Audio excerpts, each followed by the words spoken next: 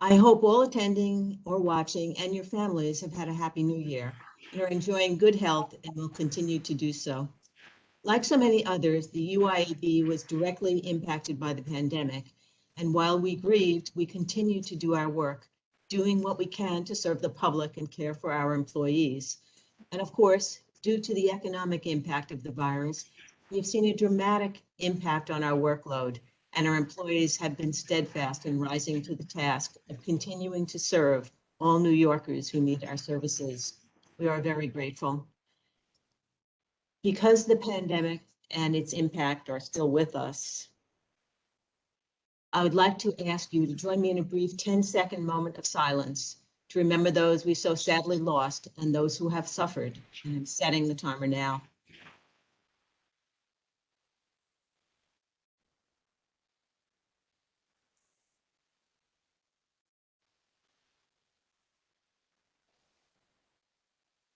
Thank you. My name is Geraldine Riley, and I am the chair of the New York State Unemployment Insurance Appeal Board. I would like to request that the board director and secretary, Tracy Covey, take the roll call of board members. Thank you, Chair Riley. I will first note your attendance and we'll take the remainder of the roll call. When I say each of your names, please say present. Board member Michael Greason. Present. Board member Marilyn O'Mara. Present. Board member June O'Neill. Present. And board member Randy Douglas. Present.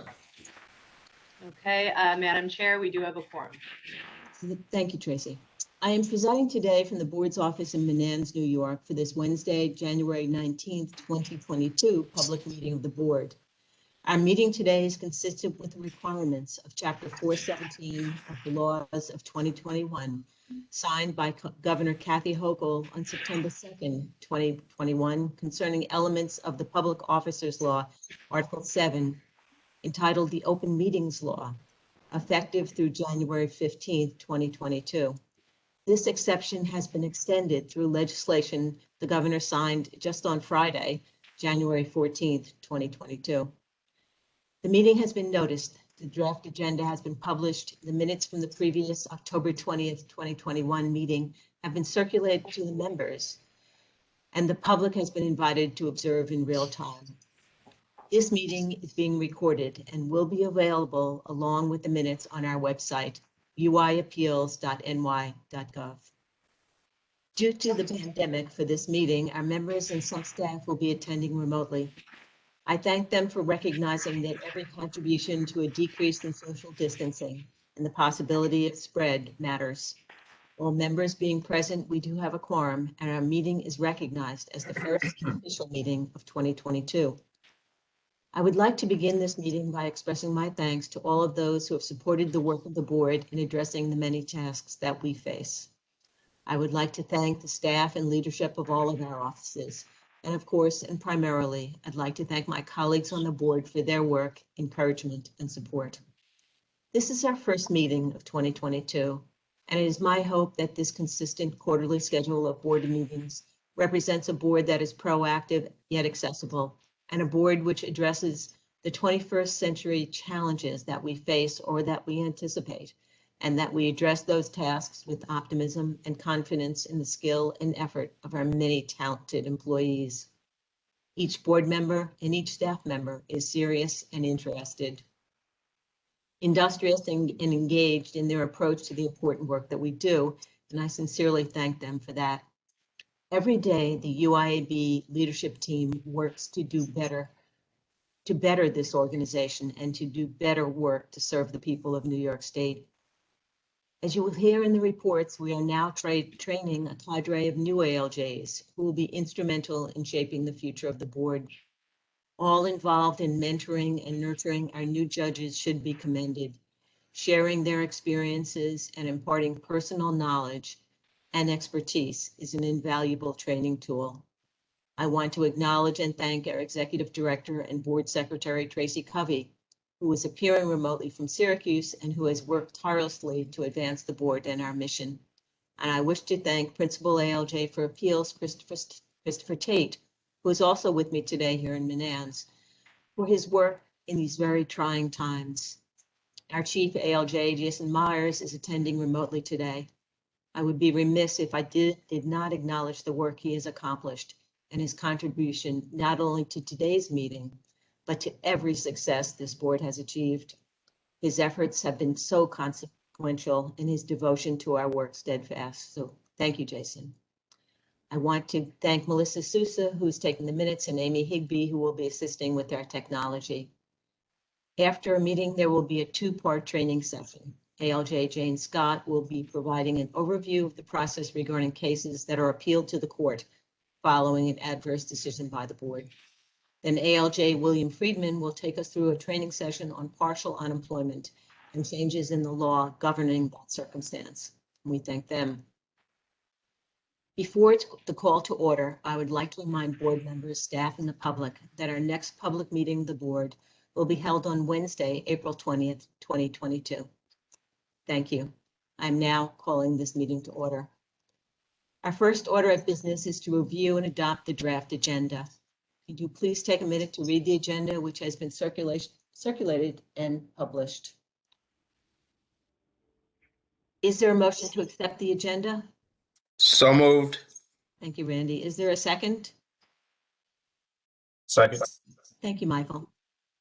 All in favor, please signify by saying aye or demonstrating Aye. with your hand. Aye. Aye. Thank you. Aye. Hearing no opposition, the agenda is adopted. Turning now to the adopted agenda, our next item, since we have already done the roll call, is to read and adopt the minutes from the October 20th, 2021 meeting. Madam Chair, I move that we waive the reading of the minutes and accept them into the record as presented. Thank you, Michael. Second. And the motion has been seconded.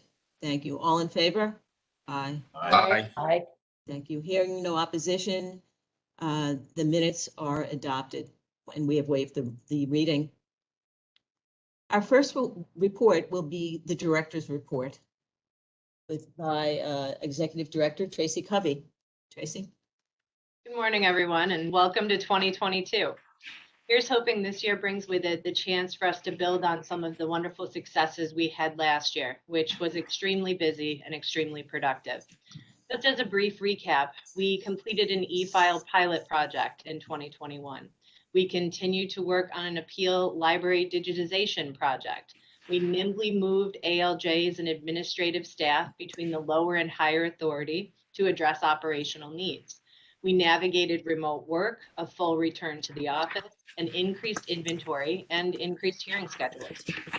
We devoted significant time and resources to a continuing computer modernization project, updates to our website and our robocalling system, multiple judicial and administrative training sessions on the law, procedures, and on new technology. And we did this all while focusing heavily on providing due process and extraordinary customer service during the second year of a global pandemic. Many thanks to our chair, Geraldine Riley, for her capable leadership.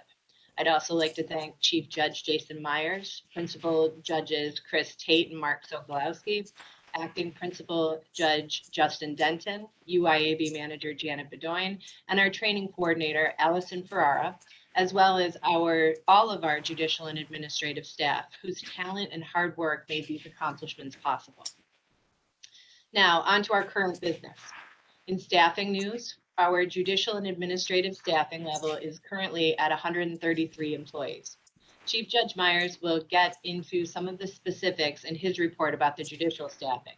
I will just share that since the beginning of 2021, we have hired 13 new ALJs, including two of whom who just started in the first week of January this year.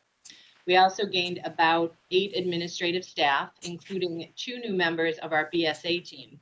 Caitlin Smith, who is a BSA 2, who started in late November, and Liz Stonehill, a BSA 1, who will start this next February. We are very excited that they have joined our team. In 2022, we will also be continuously recruiting to fill vacancies left by retirements and individuals leaving for other opportunities. We will keep you updated on all of those advancements. On the technology front, I am happy to report that the computer refresh is now almost complete. with just a few remaining laptops to distribute and install. In total, 135 desktops have been replaced with new laptops. We are also in the process of replacing several laptops that were experiencing compatibility issues with our recording system, and we anticipate that this work will be done as soon as next week. I'm also excited to report that we are working with 2 other units in the Department of Labor to develop a virtual hearing system that can be used across the agency. This new video conference technology would be a significant advancement for us, as all of our hearings are currently being held by telephone. Our team also continues to move forward with the UISIM computer modernization project. The project's completion date has now been pushed back to the fall of 2023. We have been told that this is due to certain legislative changes and system design delays. Now, moving on to our statistics. Although we are still not in compliance with USDOL acceptable level of performance markers, our case age has decreased significantly since my last report. The validated data of December 2021 shows that the lower authority average case age was 37 days, which, although above the acceptable level of 30 days, it is a significant decrease from the 72.72 days I last reported. At the current time, we are also not meeting compliance standards with 30 and 45-day time-lapse markers, with only 1% of cases being decided within 30 days and 7% of cases being decided within 45 days. Now, again, these case age and time-lapse statistics are outside of our control. DOL's average case age prior to the cases even reaching us is currently at approximately 136 days. For over a year now, approximately 85% of our cases have already been too old, that they've sent to us, have already been too old for us to meet USDOL timeliness markers. We are also still out of compliance with USDOL acceptable level of performance standards for the higher authority. But again, our case age is decreasing. Validated data for December 2021 shows that our average case age is now 61 days, which, although above the 40-day USDOL marker, is a decrease from the 70.55 days I previously reported. This case age has been slowly decreasing as our ALJs address the backlog of the higher authority cases that was created in 20 and 21 when we needed to focus on the lower authority hearings quickly before we could add judicial staffing to the organization. And that concludes my report. Thank you for allowing me to report on these issues today. Thank you, Tracy. Are there any comments regarding Tracy's report? I'd just like to congratulate you. Clearly, we are accomplishing a lot. We have a lot of moving parts that we're working on, and I just have to express my gratitude to everyone who's working so hard to keep the board an innovator, and also to recognize how we can do better. And I see that we are certainly doing better in the case age area, as well as so many others. And to be able to add 13 new ALJs is a huge accomplishment. And I thank everybody who's been involved in that, from Jay and Tracy and Chris and just the whole staff, for recognizing that our team is constantly being upgraded and supplemented, and this is the future. So many thanks for that. If there are no more comments about Tracy's report, is there a motion to accept the director's report to the record? So moved. Thank you, June. Is there a second? Second. Thank you, Marilyn. All in favor? Aye. Aye. Hearing no opposition, the report is adopted. And now to the Chief ALJ's report, which will be delivered by Chief ALJ Jason Myers. Good morning. It is good to be with you again. In the most recent federal quality review for the third quarter of 2021, our ALJ's average grade was 98.05%. That is up more than a point from the previous quarter's 96.91. The review process that takes place quarterly is that 20 randomly selected cases are scored according to 31 federal quality criteria that comprise the most important aspects of hearings and decisions according to the United States Department of Labor. All 20 cases that were scored for the third quarter achieved the U.S. Department of Labor's passing grade of 85% or better, easily surpassing the acceptable level of performance of 80%, which is 16 cases passing with grades of 85 or better. 10 of the 20 hearings scored had perfect scores of 100. We again want to thank our hearing judges across the state and their supervisors, the senior ALJs who conduct these audits. We also want to thank the judicial staff at the higher authority, who as part of their reviews identify any errors in the hearing records that come up on appeal to the board. Their work also helps to ensure the highest level of quality in our hearings and decisions. And it takes a total team effort at both levels to achieve and maintain high performance. To ensure a continuing high level of quality, we administer our own quality assurance program. The audits focus on the fundamentals elements of fair hearings and decisions. We are doing 140 of those audits every quarter, which is 600% more than the United States Department of Labor requires, demonstrating our commitment to rigorous internal quality control. Some organizational notes. Acting Principal ALJ Justin Denton has been doing a very good job in succeeding the former Principal ALJ who retired last year.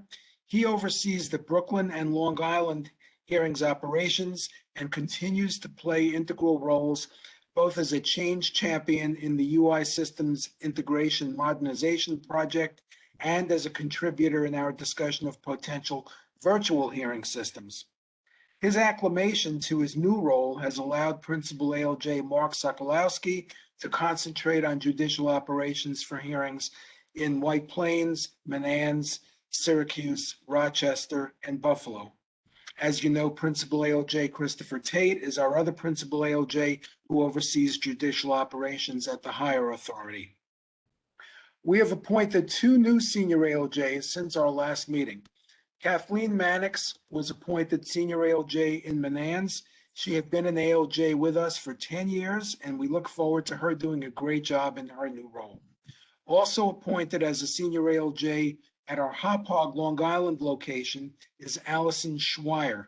She had previously served as an ALJ at both our Brooklyn and Hop Hog offices, and we likewise look forward to her doing a great job in her new position. The 3 ALJs who started with the UIAB on October 28th, Heather Prado in Syracuse, Jennifer Hilberger in Rochester, and Cedar Prasad in Buffalo, completed their training in December and began to hear cases. Their supervisors will observe and audit a large portion of their hearings during their initial period on calendar. They are hearing 2 cases per day, which will soon increase to 3. 2 new ALJs started in Manans on January 6th. Shustaf Wendland, also known as Chris, and Michael Trebar. They will undergo our intensive 6 weeks training. They are undergoing it now. Training coordinator, senior ALJ Allison Ferrara, is now coordinating the 3rd training of an incoming class within the last year and has done a terrific job in that regard. The trainers for this entering ALJ class are ALJs Susan Aaron, Dawit Jung Acosta, William Friedman, and Michelle Burrows. Senior ALJs Allison Ferrara, Carol Procopio, Kathleen Mannix, and June Eagleland. Principal ALJs Justin Denton, Chris Tate, and Mark Sokolowski. Amy Higbee of our Business System Analyst team, Tracy Covey, and myself. We have developed a deep bench of trainers for which we are very thankful. This is going to serve us well into the future. I want to especially acknowledge and thank ALJ Evelyn Hayco, who has stepped into the role of drafting the noteworthy decisions that you receive monthly. It goes out to judicial staff and board members. She does a terrific job writing these memos very professionally. And that concludes my report today. Thank you. Thank you, Jason. Are there any comments on Jason's report? I do want to note, Jason, how proud I am of the quality that you and your team have been able to achieve.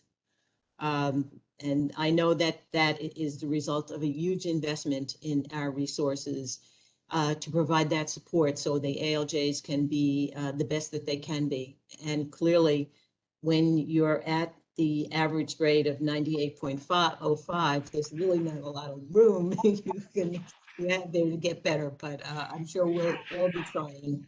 The commitment to quality is something that will serve us well, and I have no doubt that the future of the UIB is secure. Thank you. Are there any other comments regarding Jason's report? Hearing none, is there a motion to accept the Chief Judge's report? So moved. Thank you, Randy. And is there a second? Thank you, Michael. All in favor of accepting the report, please signify by saying aye. Aye. Aye. Hearing no opposition, the report is accepted. Thank you, Jay. Thank you, Jay. And we now return to the report of the Principal ALJ for Appeals, Christopher Tate. Good morning, everyone. Can you all hear me okay? Yes. Perfect. All right, so I'm going to discuss some decisions that were handed down several months ago. The first is matter of absolute health care, and the site is 199 Appellate Division 3rd, 1135. That was decided on November 10th.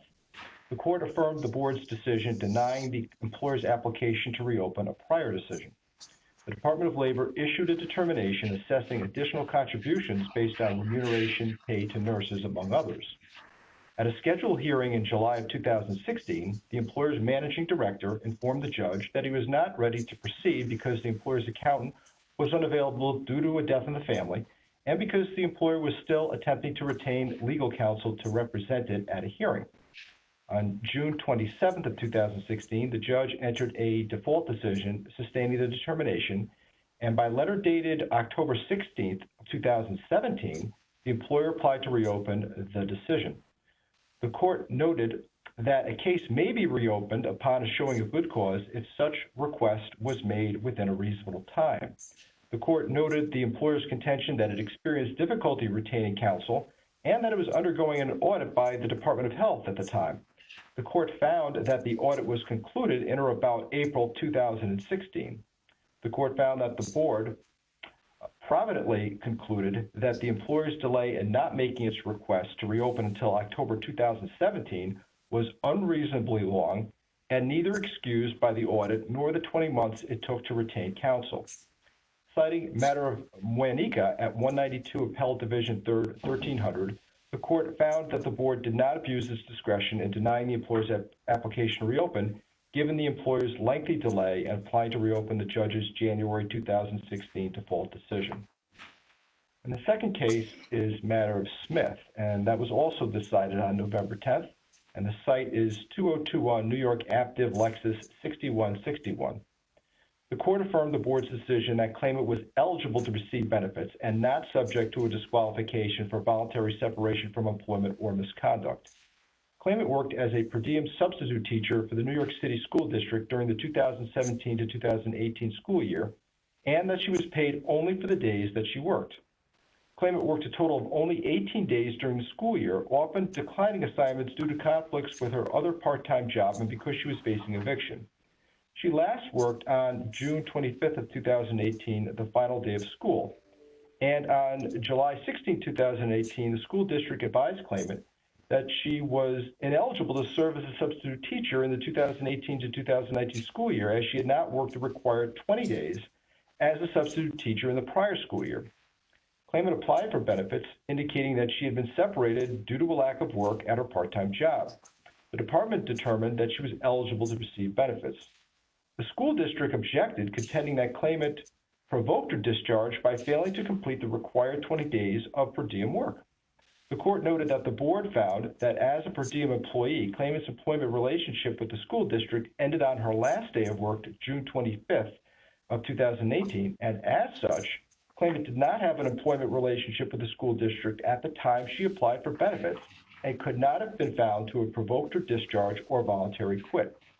The court held that substantial evidence supported the board's decision and found that on the days that claimant had an employment relationship with the school district, she did not engage in misconduct, was not discharged, and did not quit. Citing matter of DeGrego, the court found that the school district did not establish that it was compelled to discontinue claimant status as a per diem substitute. In a footnote, the court noted that the employer had not argued that it had provided claimant with a reasonable assurance of continued per diem employment. The third case is matter of Gable. That was decided on November 18th, and the site is 2021 New York Active Lexus 6414. The court affirmed the board's decision that claimant, a licensed insurance broker, was an employee of an insurance company and not an independent contractor. The court found that claimant entered into a written agreement with the company to sell annuity and health and life insurance policies. The court rejected the company's contention that because its written agreement satisfied the requirements of Labor Law 51121, the services provided by claimant were statutorily excluded. The court noted that Labor Law 51121 provides that, quote, the term employment should not include the services of a licensed insurance broker, unquote, if, among other things, quote, the services performed by the agent or broker are performed pursuant to a written contract, and such contract contains 7 statutorily enumerated provisions. The court agreed with the board that the mere verbatim inclusion or rote incantation of the 7 enumerated provisions will not automatically exclude an insurance agent's or broker's services from the definition of employment if it be proven that the party's conduct did not actually conform to the 7 statutory provisions contained therein. The court held that the plain language of Labor Law 51121 requires that the services performed by the agent or broker are performed pursuant to a written contract, which contains the 7 enumerated provisions. The court stated, quote, in our view, the statute requires not only the inclusion of the 7 enumerated provisions in the party's written agreement, but also that the services performed by the insurance agent or broker actually be consistent with those provisions.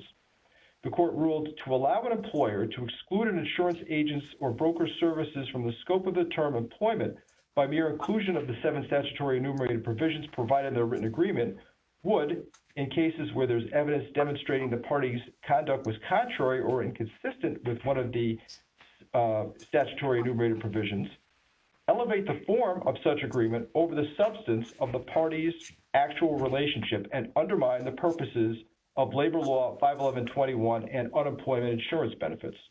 The court found that because there is evidence in the record demonstrating that at least some aspects of the claimant's services were performed in a manner inconsistent with the statutory required provisions in their written agreement, the requirements of Labor Law 51121 were not met. And in this case, although the court did not specifically describe the aspects that it was referring to, the board in its decision made such findings.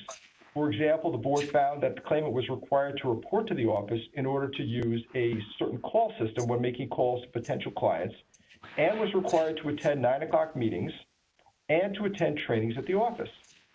The board found that these aspects did not conform to the statute.